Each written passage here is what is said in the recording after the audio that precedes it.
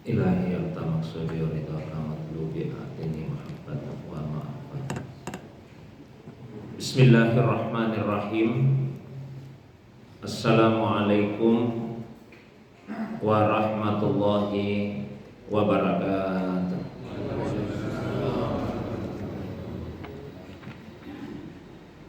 Alhamdulillahilladzi ansala sakinata fi qulubil mu'minin liyasdadu imanan ma'a imanihim walillahi junudus samawati wal ard wa kana Allahu aliman hakima.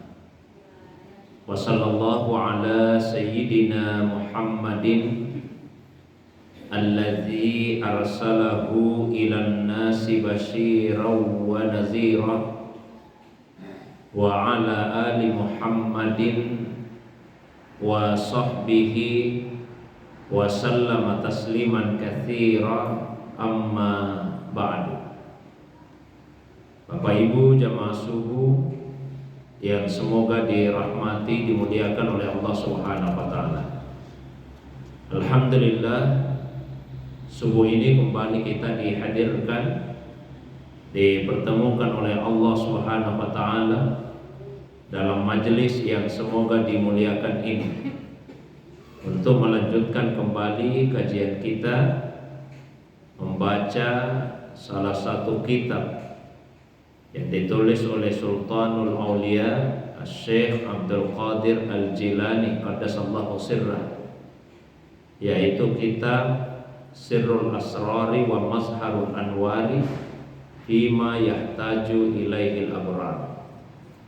Pertemuan yang terakhir satu pekan yang lalu kita telah sampai pada pasal yang ke-20 yang menjelaskan tentang khalwat dan uzlah, yang pada intinya khalwat dan uzlah mempunyai dua bentuk, zahir dan batin. Saya sudah bacakan pertemuan yang lalu tentang khalwat secara zahir. Insyaallah subuh ini kita lanjutkan khalwat secara batin. Qala al-musannifu nafa'ana Allahu bi ulumihi wa ulumi masyayikhihi wa talamizatihi fid daraini, amin ya rabbal alamin.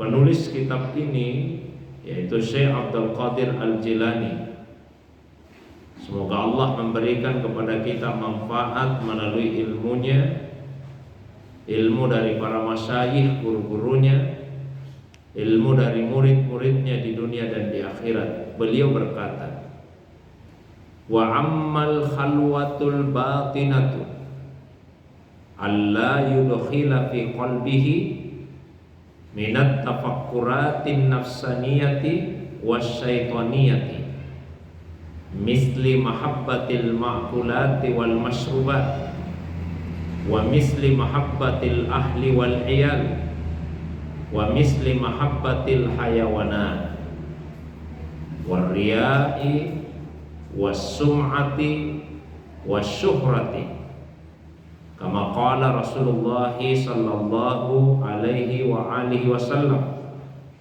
asy-syuhratu afatun wa kullu yatamannaha wal khumulu rahatun wa kullu yatawaqqaha. Dan adapun khalwat secara batin, yaitu dengan cara tidak memasukkan ke dalam hati tafakkurat nafsaniyah dan tafakkurat syaitaniyah, pemikiran-pemikiran nafsani dan pemikiran-pemikiran syaitaniyah, seperti kesukaan terhadap makanan-makanan dan minuman-minuman, rasa suka kepada keluarga, kepada kerabat, kemudian rasa suka kepada hewan-hewan tertentu, dan juga riya, sum'ah dan syuhrah. Sebagaimana sabda Rasulullah sallallahu alaihi wasallam, keterkenalan, ya, syuhrat artinya keterkenalan atau popularitas itu adalah penyakit.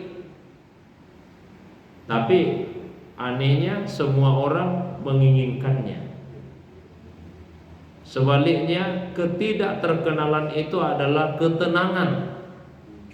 Tapi anehnya semua orang tidak menginginkannya, ingin menghindar darinya. Jadi kalau pertemuan yang lalu kita telah membahas tentang khalwat, menyendiri secara zahir, secara lahiriah, yaitu dengan mengasingkan diri, dengan menahan badan atau tubuh kita supaya tidak menyakiti orang lain dengan akhlak-akhlak yang tercela. Jadi tubuh yang diasingkan. Nah, kalau khalwat secara batin, maka yang dijaga, dipelihara adalah hati. Jadi sekalipun tubuh kita berada dalam keramaian, berinteraksi dengan orang, tapi hati ini mesti diasingkan, dijauhkan. Dijauhkan dari apa? Dari dua hal. Satu, tafakkurat nafsaniyah, bagian-bagian dari nafsu, seperti kecintaan yang berlebih-lebihan terhadap makanan, terhadap minuman. Karena kalau di dalam hati sudah ada kecintaan yang berlebih-lebihan terhadap makanan, terhadap minuman, maka fokus kita akan terarah ke sana. Itu akan membuat kita berpaling dari apa yang lebih bermanfaat. Bahkan termasuk juga rasa cinta yang berlebih-lebihan terhadap keluarga, terhadap kerabat. Bukan berarti tidak boleh mencintai keluarga. Kecintaan kepada keluarga itu adalah naluri, Allah tanamkan ke dalam hati. Tapi tidak boleh mengalahkan kecintaan kepada Allah dan Rasulnya. Di dalam Al-Quran pada surah At-Taubah 24, Allah SWT mengingatkan, Qul in kana aba'ukum wa abna'ukum wa ikhwanukum wa aswajukum wa ashiratukum wa amwalun iktaraktumuha wa tijaratun takhsawna kasadaha wa masakinu tardawnaha ahabba ilaikum minallahi wa rasuli wa jihadin fi sabili fatarabbasu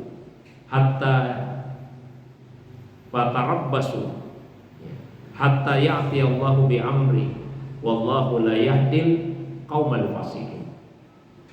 Qul, sampaikan kepada umatmu ya Muhammad, wasalli wasallim alaihi, in kana aba'ukum, jika orang tua nenek moyang kalian, wa abna'ukum, anak-anak dan keturunan kalian, wa ikhwanukum, saudara-saudara kalian, wa aswajukum, pasangan hidup kalian, istri atau suami, wa ashiratukum, keluarga kalian, wa amwalun iktaraftumuha, harta benda yang kalian miliki, wa tijaratun takhsawna kasadaha, bisnismu, usahamu, perdaganganmu yang kamu sangat khawatir kehilangannya, wa masakinu tardawnaha, rumah tempat tinggal yang kamu sangat sukai.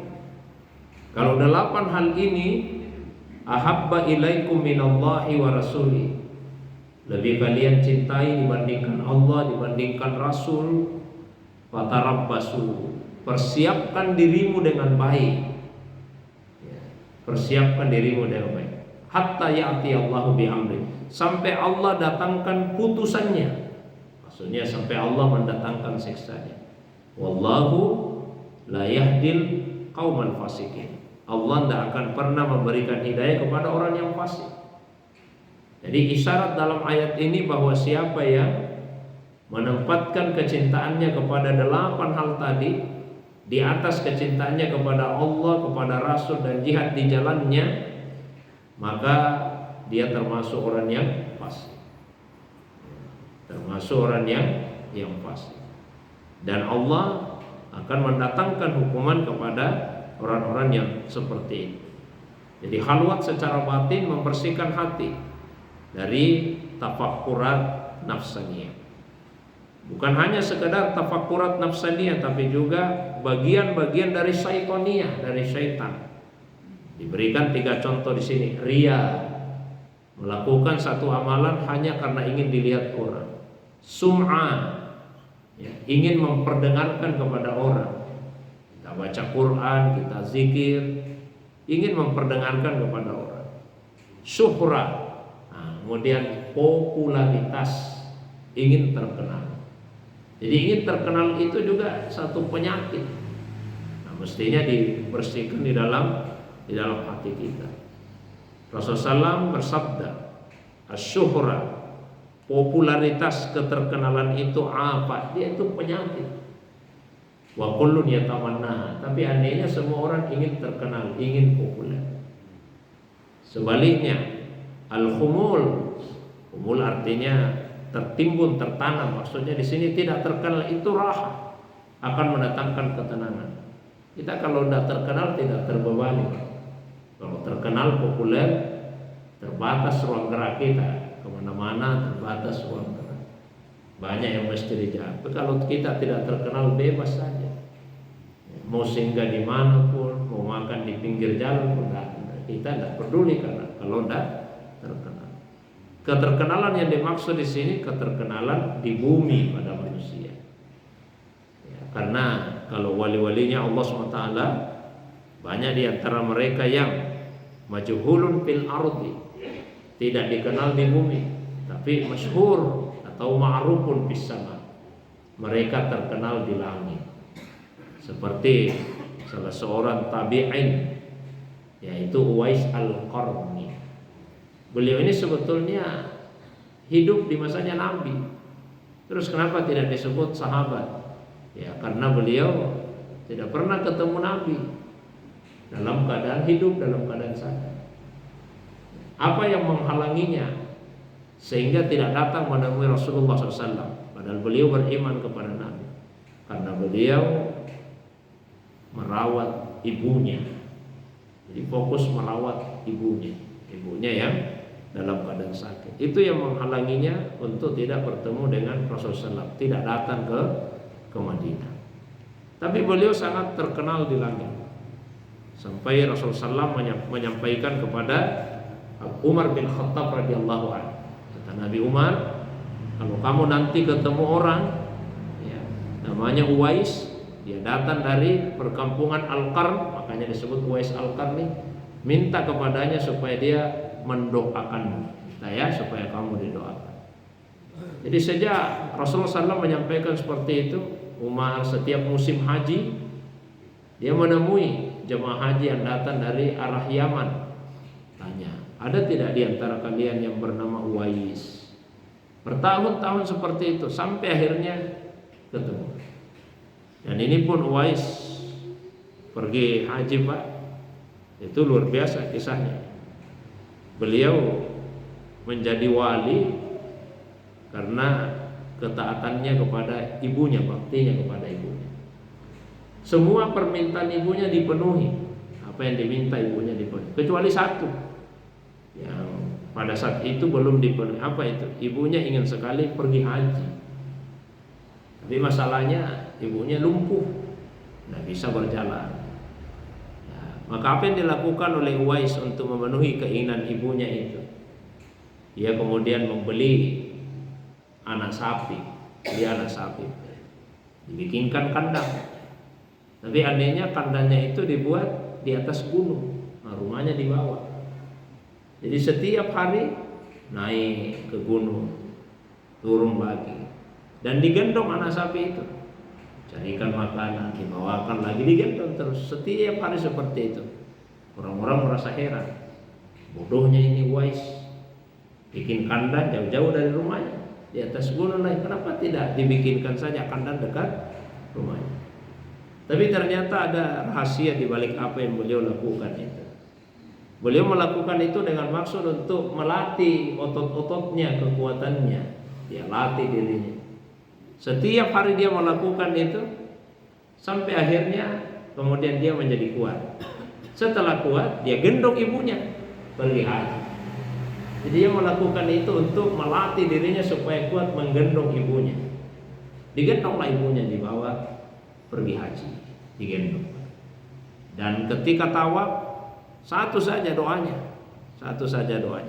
Apa itu? Ya Allah, ampunilah dosanya ibuku. Itu saja yang dia minta terus, ampuni dosanya ibuku, ampuni dosanya ibuku. Sampai kemudian ibunya bertanya, nah minta juga supaya dosamu diampuni. Kata Uwais, jangan nih Pak. Loh, kenapa begitu? Kalau dosa ibu sudah diampuni oleh Allah, ibu dimasukkan ke dalam surga. Kan tidak mungkin ibu tega kalau saya juga tidak ikut masuk surga. Jadi satu saja saya minta dosanya ibu diampuni, ibu dimasukkan ke surga. Jadi rahasia kewaliannya itu ada di dalam rumah, baktinya kepada ibunya. Banyak orang yang setengah mati pergi kemana-mana, mau mencari ilmu yang tinggi, mau jadi wali, orang yang terkenal, orang hebat. Padahal rahasia kewalian ada di dalam rumah, yaitu dengan bakti kepadanya. Uwais ini tidak dikenal di bumi, Sampai Umar bin Khattab meminta kepadanya, doakan saya, karena ini permintaannya Nabi. Uwais bertanya, masa saya doakan anda sahabatnya Nabi? Ini permintaan Nabi, didoakan. Akhirnya Uwais menjadi terkenal. Oh, ternyata orang hebat ini. Mulai banyak orang berkata.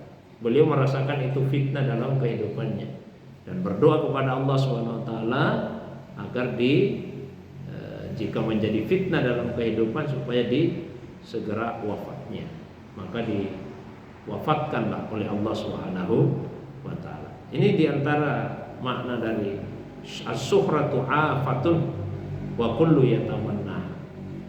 Saya ulangi, Rasulullah SAW bersabda, as-suhratu afatun wa kullun yatamanna. Popularitas itu penyakit, tapi anehnya semua orang menginginkannya, ingin semua terkenal. Wal khumulu rahatun. Ketidakterkenalan itu akan mendatangkan raha, mendatangkan ketenangan, ya, ketenangan di hati. Kita bebas, tidak terikat, tidak harus memanipulasi diri dan sebagainya. Tapi anehnya wa kullun yatawaqqaha. Semua orang justru ingin untuk terkenal, ingin menghindar dari keadaan khumul tadi.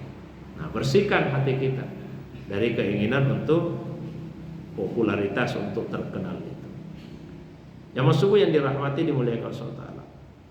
Yang berikutnya makna dari khalwat secara batin, wala yudkhilu fi qalbihi bi ikhtiyarihi mislil kibri wal ujubi wal bukhli wa ghairi zalika minaz zamaim. Dan juga tidak memasukkan ke dalam hatinya dengan keinginannya sendiri. Tidak memasukkan al-kibri, takabbur, membesarkan diri, meremehkan orang dan tidak mau menerima kebenaran. Ujub, terpesona dengan amal kita sendiri. Wal bukhli, kikir, wa ghairi zalika minaz zamaim, dan akhlak-akhlak tercela lainnya.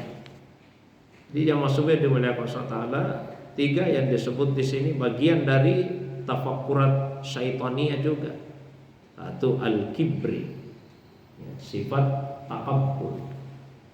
Maka Nabi SAW pernah menyampaikan ada 3 sifat tercela.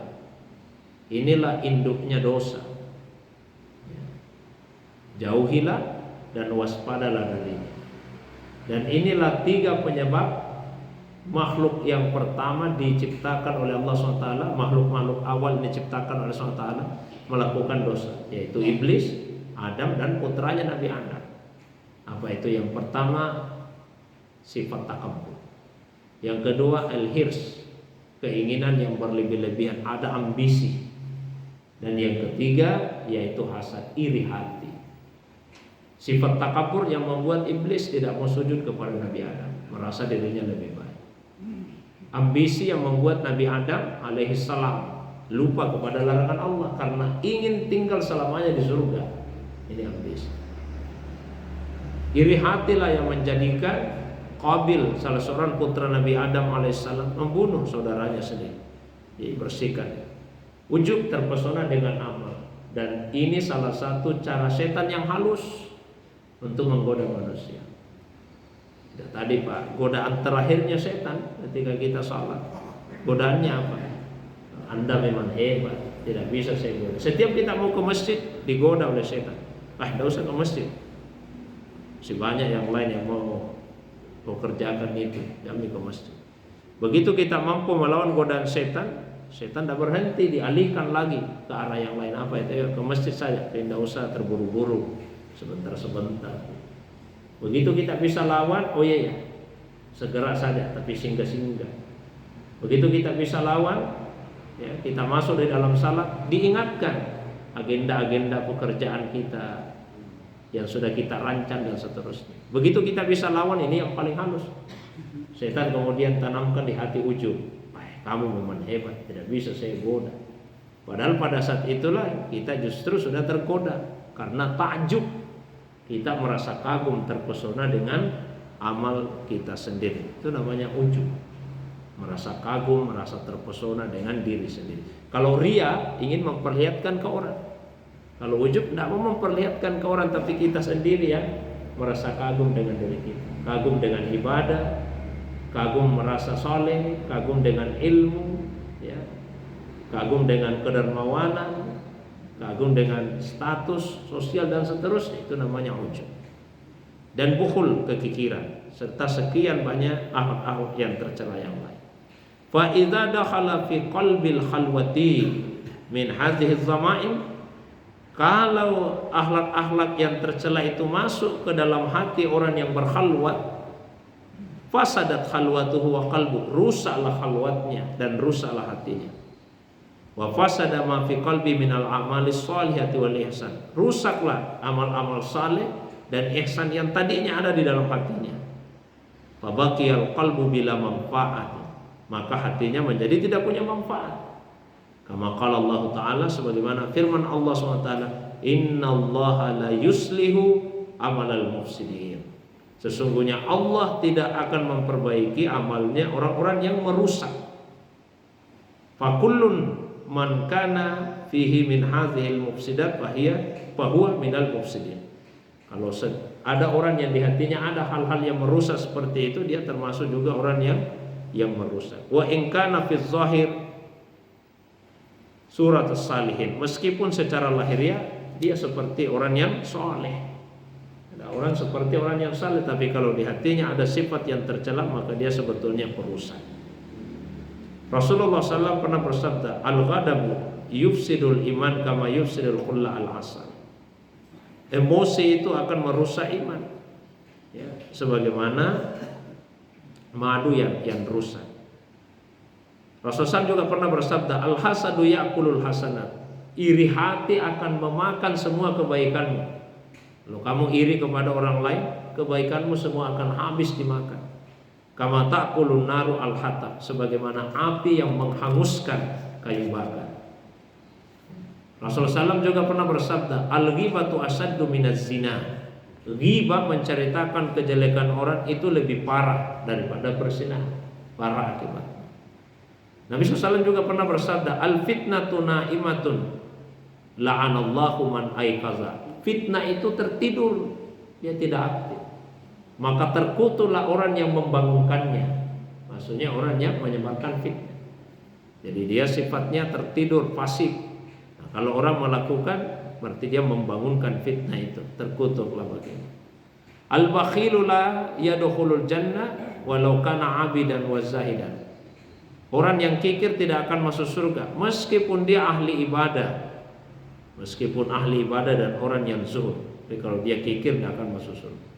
Ar-riya'u syirkun hafi, syirik, riya itu adalah kesyirikan yang tersembunyi. An-namam la yadkhulul jannah, tidak akan masuk surga orang yang menyebarkan namimah, menyebarkan adu domba. Maka disitulah fungsinya tasawuf, untuk mensucikan hati.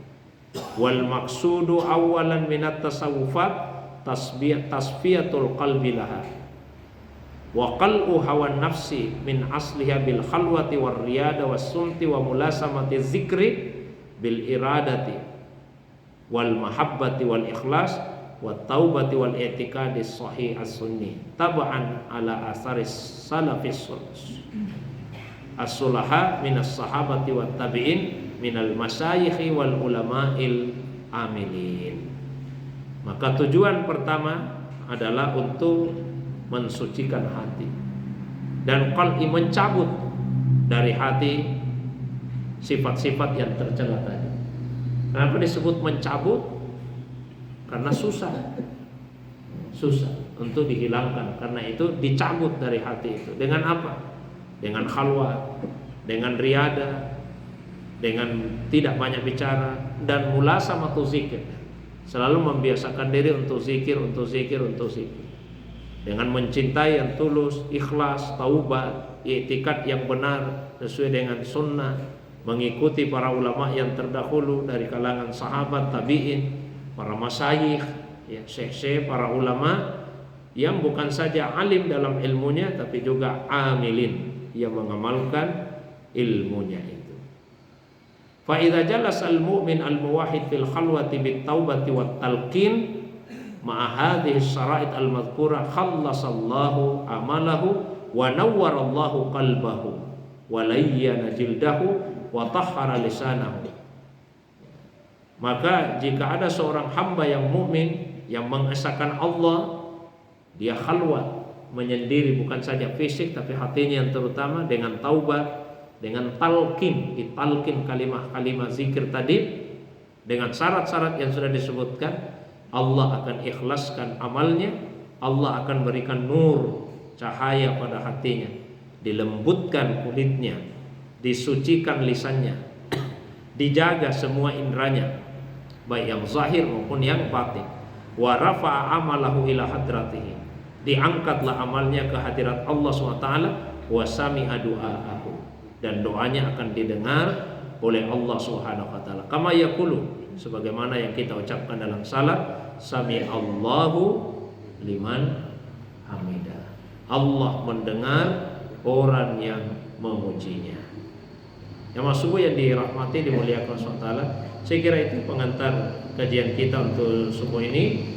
Seperti biasa, kalau ada yang ingin didiskusikan, ada yang ditanyakan, baik yang berkaitan dengan pembahasan atau masalah agama yang lain di luar dari apa yang saya sampaikan, saya persilakan kepada jamaah sekalian. Demikian untuk sementara. Wa ilallahi turja'ul umur. Wassalamualaikum warahmatullahi wabarakatuh. Silakan.